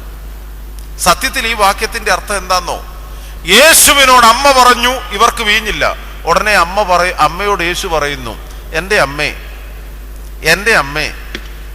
എന്നോട് ഇത് അപേക്ഷിക്കുവാൻ ഞാൻ എന്തുള്ളൂ? നിങ്ങൾക്ക് മനസ്സിലായിട്ടില്ല, ഞാൻ ഇച്ചിരൂടെ മനസ്സിലാക്കാം. സാധാരണ ഗ്രീറ്റിംഗ് വേർഡ് തമ്മിൽ കണ്ടുമുട്ടുമ്പോൾ പറയുന്ന ഒരു ഗ്രീറ്റിംഗ് വേർഡ് എന്ന അർത്ഥതലമാണ് എബ്രായക്കാര് സെമറ്റിക് ഭാഷയിൽ ഈ വാക്കിനുള്ളത്. ഇംഗ്ലീഷുകാർ കണ്ടുമുട്ടിയാൽ ഗ്ലാഡ് ടു മീറ്റ് യു എന്ന് പറയും. Glad to meet you. അത് അതേപടി മലയാളത്തിലേക്ക് വിവർത്തനം ചെയ്താൽ എങ്ങനെ ഇരിക്കും? കണ്ടുമുട്ടിയതിൽ സന്തോഷം, കണ്ടുമുട്ടിയതിൽ സന്തോഷം. എന്നാൽ പറച്ചിലിന്റെ രീതി, ഇൻറ്റോണേഷൻ അല്പം വ്യത്യാസപ്പെടുക. എന്നെ പോലെ ഈ പാറപ്പുറത്ത് ചിരട്ടയിട്ട് ഒരിക്കുന്ന ഒച്ചയുള്ള ഒരാളുടെ കയ്യെ പിടിച്ചുകൊണ്ട് കണ്ടുമുട്ടിയതിൽ സന്തോഷം എന്ന് പറഞ്ഞാൽ അന്നേരെ ആ മനുഷ്യന് തോന്നിയേക്കാം കണ്ടുമുട്ടിയില്ലായിരുന്നേലോ. ചില വാക്യത്തിന് അങ്ങനത്തെ അർത്ഥം വരും. എബ്രായക്കാരെ ശ്രേഷ്ഠനായ ഒരു മനുഷ്യനെ കണ്ടുമുട്ടുമ്പോൾ വിനയത്തോടെ പറയുന്ന വാക്കാണ് മോലിലോക്ക്. മോലിലോക്ക്, what's to me and to you. എനിക്കും നിനക്കും എന്ത്? ഞാൻ ആരെ, നീ ആരെ? നിന്നോട് സംസാരിക്കത്തക്ക രീതിയിൽ, നീ എന്നോട് പറയത്തക്ക രീതിയിൽ, നീ എന്നെ സന്ദർശിക്കത്തക്ക രീതിയിൽ ഞാൻ എന്തുള്ളൂ, ഞാൻ ആരാണ്? ഈ അർത്ഥതലത്തിലാണ് മോ ലി ലോക്ക്. മോ വാട്ട്? ലോമതും യൂതൂടെ ചേർന്നാൽ ടു മീ, ലോമതും കോഫൂടെ ചേർന്നാൽ to you. What's to me and to you. വേദപുസ്തകത്തിൽ ഇതിന് ഉദാഹരണങ്ങൾ പലതുണ്ട്, പല ഉദാഹരണങ്ങളുണ്ട്. വേദപുസ്തകം ഉള്ളവരെടുത്ത് രാജാക്കന്മാരുടെ 1-ാം പുസ്തകം 17-ാം അധ്യായം 18-ാമത്തെ വാക്യം. രാജാക്കന്മാരുടെ 1-ാം പുസ്തകം 17-ാം അധ്യായം 18-ാമത്തെ വാക്യം. വിധവ സ്ത്രീയുടെ മകൻ മരിച്ചു. വിധവ സ്ത്രീയുടെ മകൻ മരിച്ചു. ആ വിധവ സ്ത്രീയുടെ പിന്നെ മരിക്കാൻ വേറെ ആരും ഇല്ലല്ലോ. വിധവ സ്ത്രീയുടെ ഭർത്താവ് ഉണ്ടല്ലോ. തല ഉലുക്കുക ഉണ്ടെന്നും പറഞ്ഞേ. വിധവ സ്ത്രീയുടെ ഭർത്താവ് എന്നേ മരിച്ചു, അതുകൊണ്ടല്ലേ വിധവ സ്ത്രീ ആയത്. അതേസമയം ആകപ്പാടെ ഉണ്ടായിരുന്നത് ഒരു മകനാണ്. രാജാക്കന്മാരുടെ 1-ാം പുസ്തകം 17-ാം അധ്യായത്തിൽ സറപ്തയിലെ വിധവയെ കുറിച്ചും അതേപോലെ തന്നെ ശൂലേംകാരത്തി എന്നും പറയുന്നുണ്ട്. ഏലിയ പ്രവാചകൻ എബ്രായ ചരിത്രത്തിലെ ശ്രേഷ്ഠനായ ആധ്യാത്മികതയുടെ ശ്രേഷ്ഠമായ വ്യക്തിത്വമാണ് ഏലിയ പ്രവാചകൻ. ആ കൂട്ടത്തിൽ ഓർത്തോണം, വല്ലാത്തൊരു അരിശക്കാരനുമാണ്, ക്ഷിപ്രകോപിയുമാണ്. മൊട്ടത്തലയ എന്ന് വിളിച്ചവരെ ശക്തമായി ശപിച്ചവനാണ് ഏലിയ പ്രവാചകൻ. ആ പ്രവാചകൻ ഈ വിധവ സ്ത്രീയുടെ ഭവനത്തിലേക്ക് ചെല്ലുന്നു. മുൻപ് അവളുടെ ഭവനത്തിൽ ക്ഷാമമുണ്ടായപ്പോൾ അവരുടെ ക്ഷാമം പ്രവാചകൻ പരിഹരിച്ചു കൊടുത്തതാണ്. ഇന്ന് ഈ വിധവ സ്ത്രീയുടെ ഏക മകൻ മരിച്ചുപോയി. ആ ദുഃഖം മനസ്സിലാക്കി വിധവ സ്ത്രീയുടെ വീട്ടിലേക്ക് ഏലിയ പ്രവാചകൻ ചെല്ലുന്നു. 18-ാമത്തെ വാക്യം ഒന്ന് വായിച്ചേ. അപ്പോൾ ഏലിയാവിനോട് അവൾ, ആരാണ്? വിധവ സ്ത്രീ. വിധവ സ്ത്രീ പറയുകയാണ്, അല്ലയോ ദൈവപുരുഷനെ, എനിക്കും നിനക്കും തമ്മിൽ എന്ത്? അല്ലയോ ദൈവപുരുഷനെ, എനിക്കും നിനക്കും തമ്മിൽ എന്ത്? എന്നാ ഇതിന്റെ അർത്ഥം? എന്റെ മകൻ മരിച്ചു, ഞാൻ എന്റെ കാര്യം നോക്കിക്കോളാം, നീ എന്തിനാ എന്റെ വീട്ടിൽ വന്നേ എന്ന് നമ്മൾ ചിന്തിക്കുന്ന മലയാളത്തിലെ അർത്ഥം അല്ല. ആണോ? ആണോ? അല്ല. നമ്മൾ എനിക്കും നിനക്കും തമ്മിൽ എന്ത് എന്നൊരാൾ നമ്മളോട് പറഞ്ഞാൽ അതിന്റെ അർത്ഥം ഞാൻ എന്റെ കാര്യം നോക്കിക്കോളാം, നീ നിന്റെ കാര്യം നോക്കിക്കോണം. ഈ വിധവ സ്ത്രീയുടെ വീട്ടിലേക്ക് പ്രവാചകനായ ഏലിയാവ് സന്ദർശിച്ചപ്പോൾ ഉടൻ തന്നെ പ്രവാചകനോട് ഈ വിധവ സ്ത്രീ ചോദിക്കുകയാണ്, അല്ലയോ ദൈവപുരുഷനെ, നീ എന്റെ വീട്ടിൽ ഈ പ്രയാസ സമയത്ത് എന്നെ സന്ദർശിക്കത്തക്ക രീതിയിൽ ഞാൻ ആരാണ്, ഞാൻ എന്തുള്ളൂ? നേരെ തിരിച്ചാണ് അർത്ഥമെങ്കിൽ, നേരെ തിരിച്ച് നെഗറ്റീവ് മീനിങ് ആയിരുന്നെങ്കിൽ, ഒന്നാമത്തെ ക്ഷിപ്രകോപിയാണ് ഏലിയാവ്, നിന്റെ മകനും മരിച്ചു, അധികം താമസിക്കാതെ നീയും കിടപ്പിലാവുമെന്നും പറഞ്ഞിട്ട് പോകുന്നതിനെ. പക്ഷെ അങ്ങനെയാണോ സംഭവിച്ചേ? അല്ല. തന്നെ ആദരിച്ചുവെന്നും തന്നെ ബഹുമാനിച്ചുവെന്നും പ്രവാചകന് മനസ്സിലായി.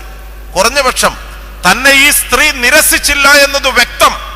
അതുകൊണ്ട് പ്രവാചകനായ ഏലിയാവ് ഈ വിധവ സ്ത്രീയുടെ മരിച്ചുപോയ മകനെ ഉയർപ്പിച്ചു കൊടുത്തു. മരിച്ചുപോയ മകനെ ഉയർപ്പിച്ചു കൊടുത്തു. അല്ലയോ ദൈവപുരുഷനെ, മോലിലോക് ഗബറോദാലോഹോ, ദൈവത്തിന്റെ പുരുഷനായുള്ളവേ, എനിക്കും നിനക്കും തമ്മിൽ എന്ത്? എന്റെ ഈ പ്രയാസ സമയത്ത് എന്റെ ഭവനത്തിലേക്ക് വരത്തക്ക രീതിയിൽ ഞാൻ എന്തുള്ളൂ? മറ്റൊരു വാക്യം, വിശുദ്ധ ലൂക്കോസിന്റെ സുവിശേഷം ലൂക്കോസിന്റെ സുവിശേഷം 8-ാം അധ്യായം 28-ാമത്തെ വാക്യം. വിശുദ്ധ ലൂക്കോസിന്റെ സുവിശേഷം 8-ാം അധ്യായം 28-ാമത്തെ വാക്യം. അതും വളരെ ശ്രദ്ധിക്കേണ്ട ഒരു വേദഭാഗമാണ്. ഗദരദേശത്തൊരു മനുഷ്യൻ താമസിക്കുന്നു. അവന്റെ പ്രത്യേകത, അവൻ ചങ്ങലകൾ കൊണ്ട് ബന്ധിക്കപ്പെട്ടവനാണ്.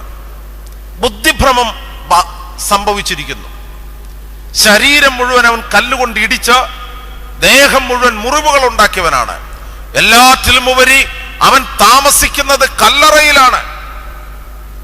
പിതാക്കന്മാർ പറയുന്നത് വീണുപോയ മനുഷ്യന്റെ രൂപം, ഭീഭത്സമായ രൂപം, അതാണ് ഗദരദേശത്തെ മനുഷ്യൻ.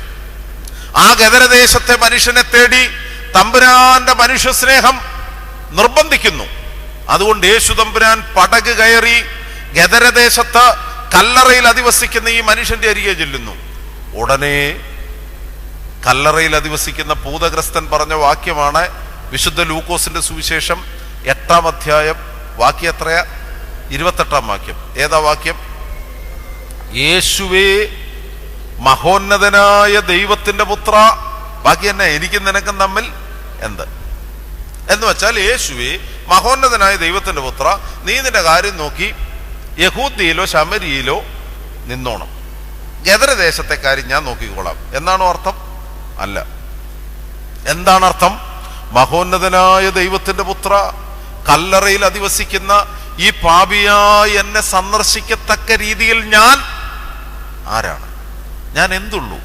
നിങ്ങൾ ഓർത്തു നോക്കിക്കേ, കർത്താവ് എത്ര സ്നേഹത്തോടെ ആ മനുഷ്യരിലെ ഭൂതത്തെ പുറത്താക്കി അവനെ നല്ല മനുഷ്യനാക്കി, സുബോധമുള്ള മനുഷ്യനാക്കി. ഈ വേദഭാഗം വിശുദ്ധ യോഹന്നാന്റെ സുവിശേഷം 2-ാം അധ്യായം 4-ാം വാക്യവും ശ്രദ്ധിച്ചേ. യേശുവിനോട് അമ്മ പറഞ്ഞു, അതാണ് അമ്മയുടെ മധ്യസ്ഥത, ഇവർക്ക് വീഞ്ഞില്ല. നമ്മോടൊപ്പം നമ്മുടെ കൂടെ നിന്ന് നമ്മുടെ കുറവുകളിൽ നമുക്ക് വേണ്ടി അപേക്ഷിക്കുന്നു. ഇവർക്ക് വീഞ്ഞില്ല. ഉടനെ പുത്രൻ തമ്പുരാൻ അമ്മയെ ആദരിച്ചുകൊണ്ട്, അമ്മയ്ക്ക് ഏറ്റവും ബഹുമാനം കൊടുത്തുകൊണ്ട് പറയുകയാണ്, എന്നോട് ഇത് പറയത്തക്ക രീതിയിൽ, അപേക്ഷിക്കത്തക്ക രീതിയിൽ ഞാൻ പറവാക്കി. ഞാൻ ആരാണ്? ഞാൻ എന്തുണ്ട്? എനിക്കും നിനക്കും തമ്മിൽ എന്ത്? മലയാളത്തിൽ അങ്ങനെ വിവർത്തനം ചെയ്യാൻ ഒക്കത്തുള്ളൂ. സത്യത്തിൽ സഹോദരങ്ങളെ, ഇനി ഞാൻ പറയുന്നത് നിങ്ങൾ ശ്രദ്ധിച്ചു കേട്ടോണം. യേശു ക്രിസ്തു ചെയ്ത 8-ാമത്തെ അത്ഭുതമാണ് കാനാവിലെ കല്യാണത്തിന് വെള്ളം വീഞ്ഞാക്കിയത്, അല്ലേ? അയ്യോ, ചുമ്മാ തലകുലുക്കരുത്. 8-ാമത്തേതാണോ? 8-ാമത്തേതാണോ? എന്ന് വെച്ചാൽ ഇതുവരെ കർത്താവ് ഒരു അത്ഭുതവും ബാക്കി പറ ചെയ്തിട്ടില്ല. യേശു ആരാണെന്ന് ക്ഷണിക്കപ്പെട്ട ഭവനക്കാർക്കും വന്നുകൂടിയിരിക്കുന്ന വിരുന്നുകാർക്കും അറിയത്തില്ല. പക്ഷേ യേശു ആരാണെന്ന് ഒരാൾക്കറിയാം. ആർക്കറിയാം? അമ്മയ്ക്കറിയാം. യേശു ആരാണെന്ന് അമ്മയ്ക്കറിയാം. നീ ഇതെന്നോട് അപേക്ഷിക്കത്തക്ക രീതിയിൽ ഞാൻ ആരാണ് എന്ന് മകൻ തിരിച്ചു ചോദിക്കുമ്പം അതിൽ അന്തർലീനമായിരിക്കുന്ന അർത്ഥം, ഞാൻ ദൈവപുത്രനാണെന്ന സത്യം ഈ ചരിത്ര ലോകത്തിന് അറിയത്തില്ലെങ്കിലും ആർക്കറിയാം? എൻ്റെ അമ്മയ്ക്കറിയാം. അതുകൊണ്ടാണ് ഈ വാചകത്തിനൊരു മറുപടി പോലും അമ്മ പറഞ്ഞില്ല. എനിക്കും നിനക്കും എന്തേ എന്ന് ചോദിക്കുമ്പം അമ്മ ഒന്നും പറയുന്നില്ല.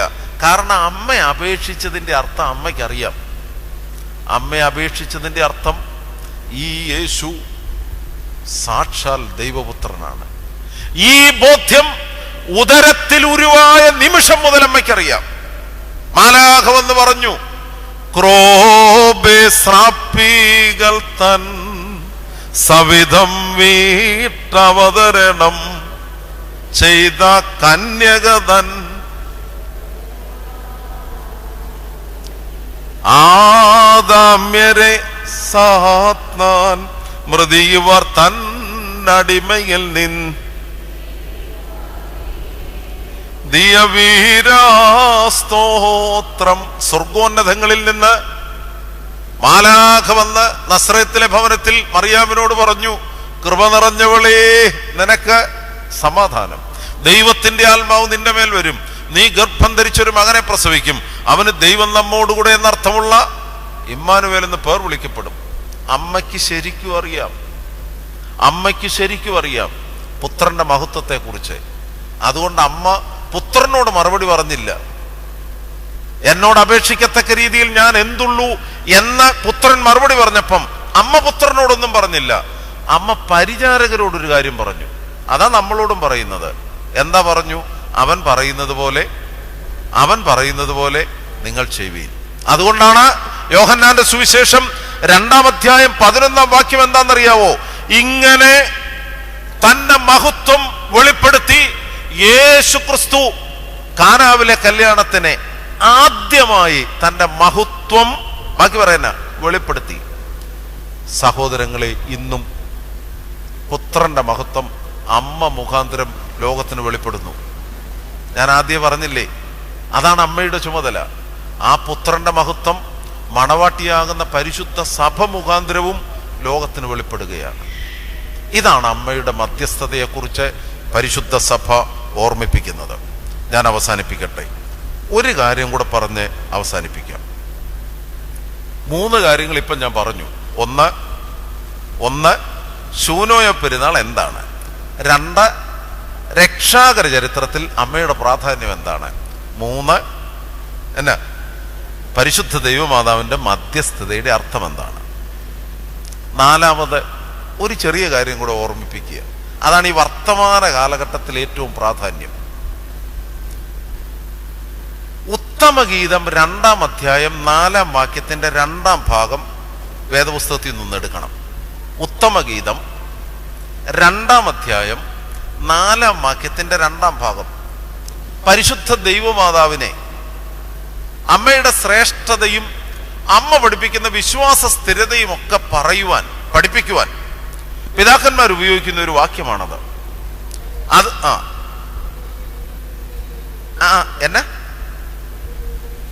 എന്റെ മീതെ അവൻ പിടിച്ചിരുന്ന കൊടി സ്നേഹമായിരുന്നു.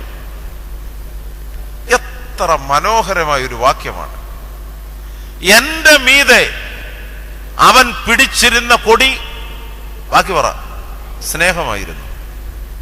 സഹോദരങ്ങളെ, സമയപരിമിതിയാൽ ഞാൻ പറയുന്ന വാക്കുകളെ വിശദീകരണം കൂടാതെ ഞാനങ്ങ് പറയുക. 1, ദൈവസ്നേഹത്തിന്റെ ചരിത്രം, ദൈവസ്നേഹം എന്തെന്നറിഞ്ഞത് പരിശുദ്ധ ദൈവമാതാവിലൂടെയാണ്.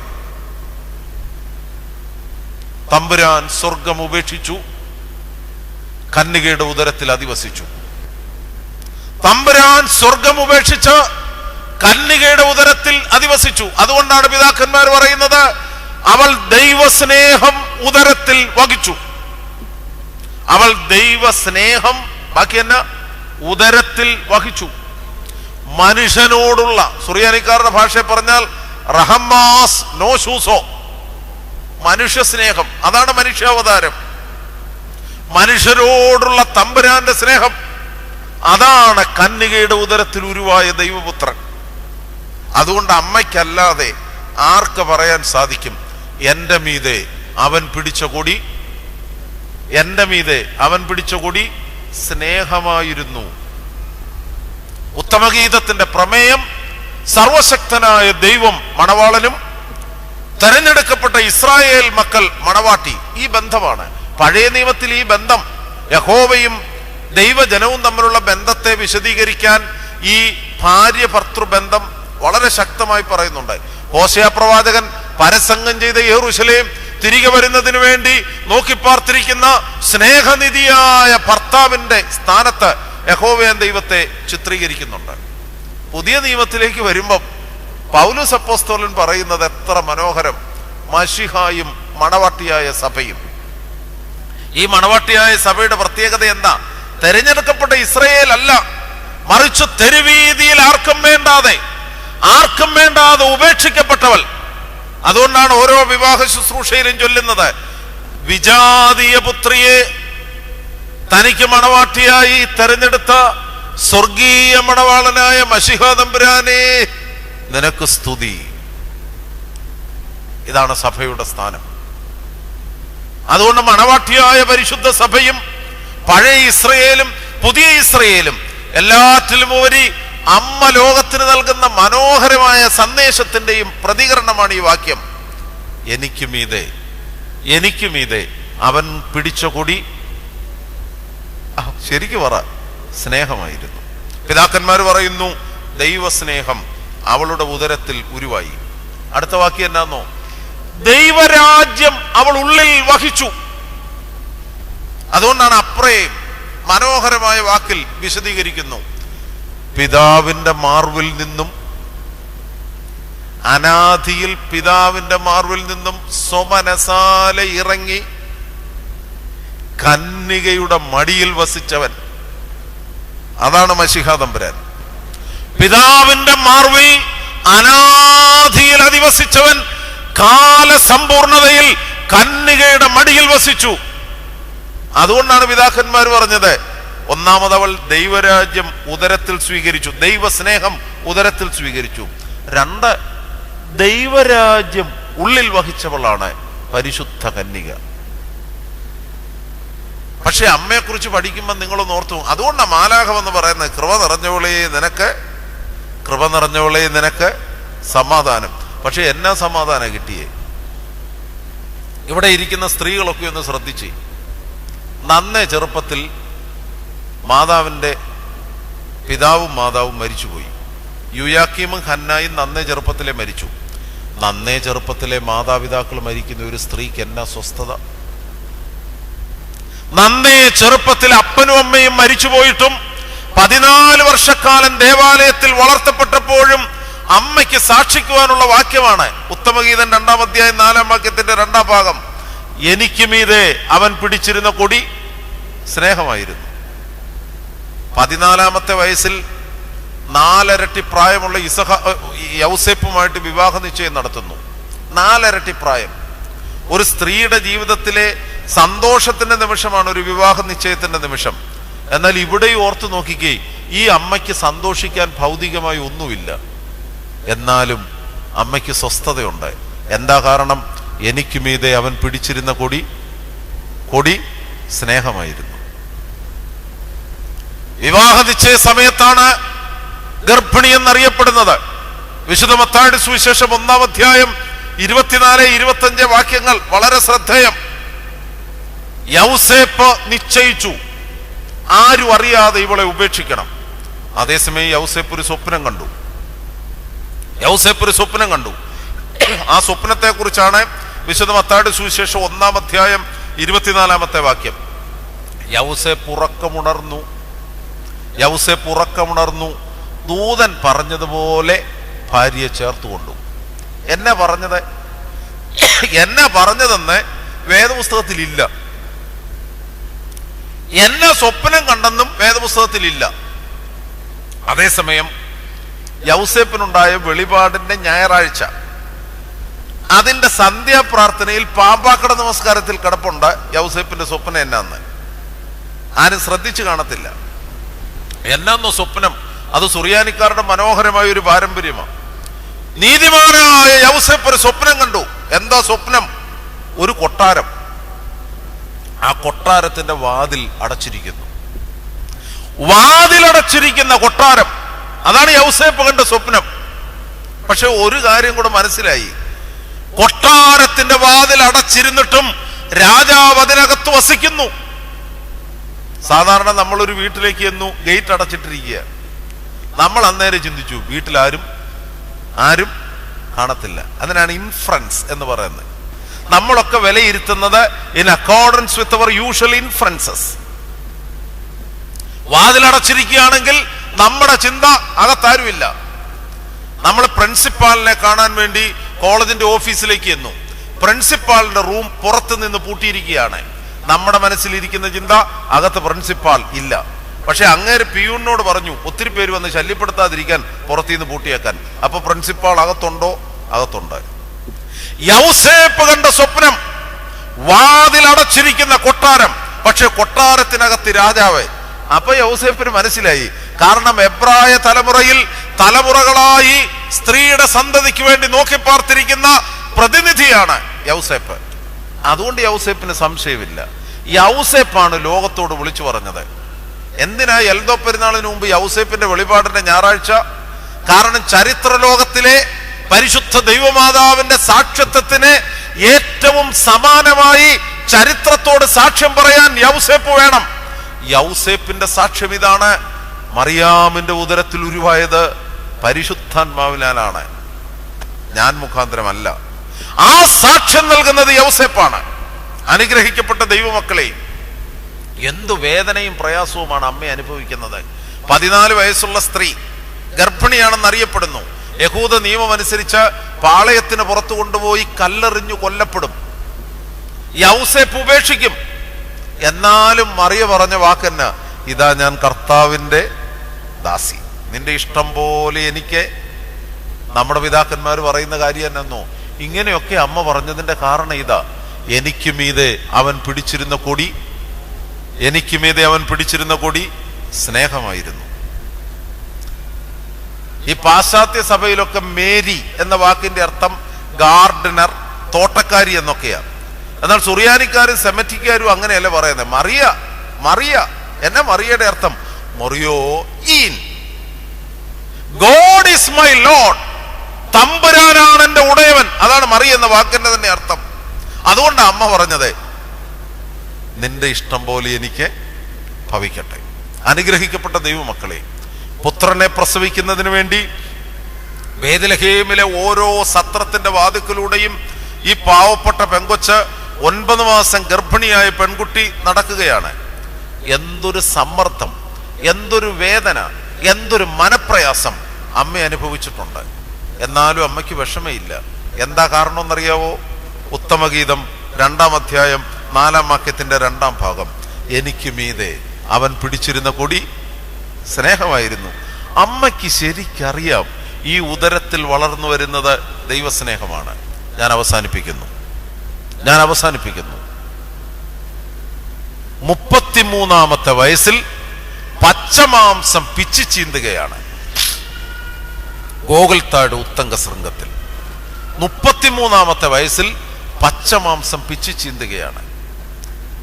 നമ്മുടെ പിതാക്കന്മാരുടെ വിശദീകരണത്തിൽ 2 നിമിഷങ്ങൾ ശീമോൻ പറഞ്ഞതുപോലെ അമ്മയുടെ ഉള്ളിലൂടെ വാള് കടന്ന 2 നിമിഷങ്ങളുണ്ട്. ഒന്ന്, എനിക്ക് ദാഹിക്കുന്നു എന്ന് കർത്താവ് നിലവിളിച്ചപ്പോൾ. കർത്താവിന്റെ ക്രൂശ് മരണം മൊത്തത്തിൽ തന്നെ അമ്മയ്ക്ക് ദുഃഖ കാരണമാണ്, യാതൊരു സംശയവും വേണ്ട. എന്നാൽ എനിക്ക് ദാഹിക്കുന്നു എന്ന് പറഞ്ഞപ്പം ആ അമ്മയുടെ ഹൃദയം മുറിക്കപ്പെട്ടു. എന്താ കാരണം? 33 വർഷം വെള്ളമെടുത്തു കൊടുത്ത അമ്മ ഈ പുത്രൻ വെള്ളത്തിനു വേണ്ടി ദാഹിക്കുന്നത് കണ്ട് കുരിശിന്റെ ചുവട്ടിൽ നിൽക്കുന്നു. അതിലും അർത്ഥതലം: എന്റെ അരികിൽ വന്ന് കുടിക്കുന്നവൻ ഒരു നാളും ദാഹിക്കത്തില്ല എന്ന് വിളിച്ചു പറഞ്ഞ ജീവജലം ക്രൂശിന്റെ മുകളിൽ ജലത്തിനു വേണ്ടി ദാഹിക്കുന്നത് അമ്മ കണ്ടു.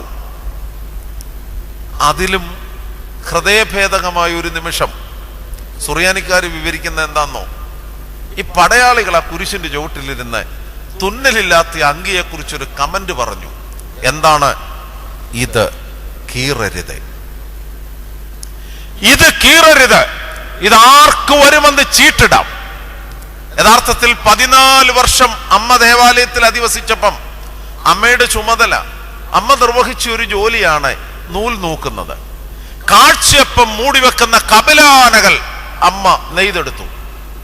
ആ കൂട്ടത്തിൽ അമ്മ നെയ്ത തുന്നലില്ലാത്ത ഒരു കപിലാനയാണ് ജീവന്റെ അപ്പത്തെ മൂടിവെച്ച തുന്നലില്ലാത്ത അങ്കി.